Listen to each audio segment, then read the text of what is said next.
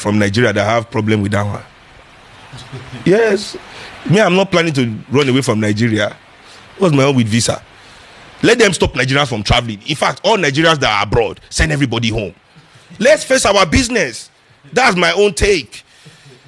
I wouldn't say do it by force, but if it comes to that, I don't mind. So for me, I don't see that as anything. Anybody that wants to ban Nigerians, we need some banning, especially our politicians. Even if you want to do business with foreigners, like you want to do some exports, and because it's coming from Nigeria, there's a problem. 98% of my business is foreign. And you're in Nigeria. And I'm a Nigerian. And I understand and I see the problems I go through because of that. Which is why you should be worried. But I'm not worried. Because that is not my problem. If somebody is using the criminal action that I've not done to judge me, that is his own problem. You understand what I'm saying? If somebody chooses to discriminate against me due to something that is not true, even though 77 Nigerians are committed, there are over 1,000 Americans in one company called Chevron alone committing fraud in Nigeria every second. Massive fraud. The kind of fraud that nobody can even begin to comprehend. Is this a counter list? If Nigerian government is brave enough, I'm sure they can release counter list. But the problem with the Nigerian government is that they are all taking their share. I mean, okay, let me give you a good example now. The American government encourages criminality in Nigeria. Atiku has a criminal case in America. An American senator, this is not me talking, go online, the case is there. Andrew Young or whatever, I'm forgetting his name, an American has been sentenced to jail based on the business deal with Atiku. But America granted Atiku 24 hours entry into America when he was about to run for president, to negotiate whatever they want to negotiate with him. For 24 hours, his criminality was suspended. For what? At what point does criminality become acceptable for 24 hours? But they can release 77 lists of some Nigerians that poverty has pushed into crime. Should we even start going into the reason why people commit crime? Should we really go into the reason why there's crime? If it is not the greed of the elites, what causes crime? As I said to you, everything anybody wants is dignity and a voice. You strip people of their, you put them in poverty, and then you tell the people why they are in poverty that since they don't have money, they have no dignity. Only money can give them dignity. And these status things, status symbols, luxury goods that the rich produce.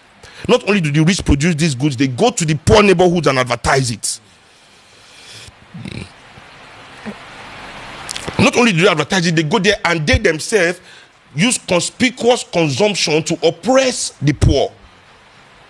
Why the poor stay in their situation without no legitimate hope of escaping.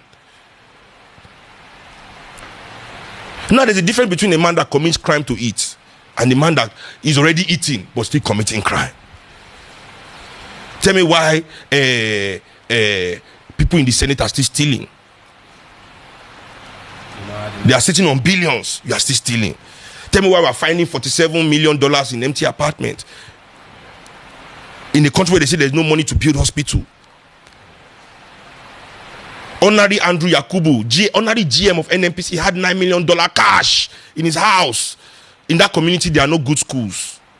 In his community where they found that money, there's no school there. Let's go there. Let's go and look at the kind of school that is there for the poor. Let's go now.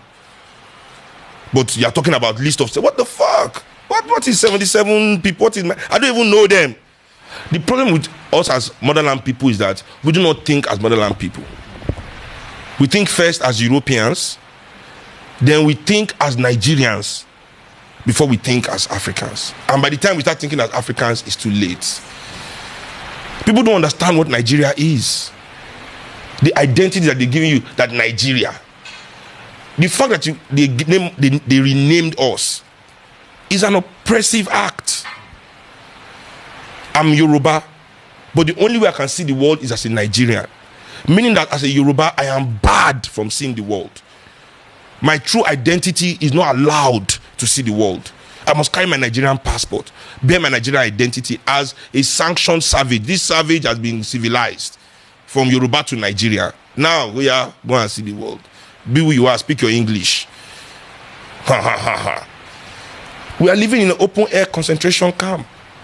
This country was created by the British to take away our labor and our resources, to exploit us. That's what Nigeria was created for.